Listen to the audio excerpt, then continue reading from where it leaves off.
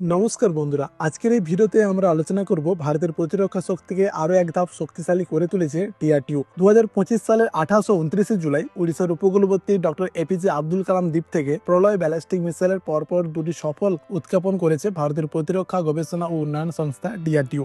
এটি ছিল user evaluation trial, অর্থাৎ সেনাবাহিনী প্রয়োগের আগে মিসাইলের বাস্তব ক্ষেত্রে কার্যকারিতা ও সীমা যাচাই করার গুরুত্বপূর্ণ পরীক্ষা। উৎক্ষেপণের উদ্দেশ্য ছিল প্রলয় মিসাইলের সর্বনিম্ন ও সর্বোচ্চ রেঞ্জ, অর্থাৎ ক্ষেপণাস্ত্রটি কতটা দূরে এবং কতটা কাছে আঘাত আনতে পারে সেই সীমাগুলি যাচাই করা। আর 2 দিনের পরপর দুটি উৎক্ষেপণ সম্পূর্ণ সফলভাবে এই উদ্দেশ্য পূরণ করে। উৎক্ষেপণের সময় ইন্টিগ্রেটেড টেস্ট রেঞ্জ ব্যবহার করেছে অত্যাধুনিক ট্র্যাকিং সেন্সর, রাডার এবং একটি বিশেষ জাহাজ যেখানে মিসাইলটি ইম্প্যাক্ট হয়। সবকিছুই মিলিয়ে মিসাইলটি নির্ভুল লক্ষ্যবস্তু থেকে আঘাত নিশ্চিত করা হয়েছে।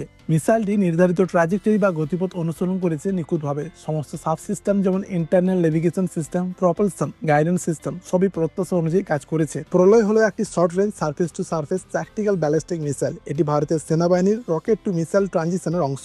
এটি বিশেষভাবে ডিজাইন করা হয়েছে যাতে একটি কুইক রিয়াকশন এবং হাই প্রিসিশন স্ট্রাইক দিতে পারে। এর রেঞ্জ আনুমানিক 150 কিলোমিটার থেকে 500 কিলোমিটার পর্যন্ত। এটিতে ব্যবহৃত হয়েছে সলিড প্রপেলেন্ট রকেট মোটর এবং অ্যাডভান্স গাইডেন্স সিস্টেম। প্রলয় মিসাইল পারমাণবিক অস্ত্র বহনে সক্ষম নয়, তবে এর উচ্চ ক্ষমতা সম্পন্ন কনভেনশনাল ওয়ারেট এবং অত্যাধুনিক ইলেকট্রনিক কাউন্টার মেজার প্রযুক্তি এটিকে শত্রুর রাডার এড়িয়ে টার্গেটকে ধ্বংস করতে সক্ষম করে তোলে। এই পরীক্ষাগুলি আরো একবার প্রমাণ করে দিল ভারত আত্মনির্ভর ভারত বা স্বনির্ভর ভারতের দিকে অগ্রসর হচ্ছে দ্রুত গতিতে। প্রলয় মিসাইল ভবিষ্যতে ইন্ডিয়ান আর্মির একটি গুরুত্বপূর্ণ যুদ্ধাস্ত্র হয়ে উঠবে, বিশেষ করে সীমান্তে হাই ইন্টেন্সিটি সংঘর্ষের সময়। প্রলয়ের সাফল্য ভারতের প্রতিরক্ষা কৌশলে এক নতুন অধ্যায় রচনা করলো।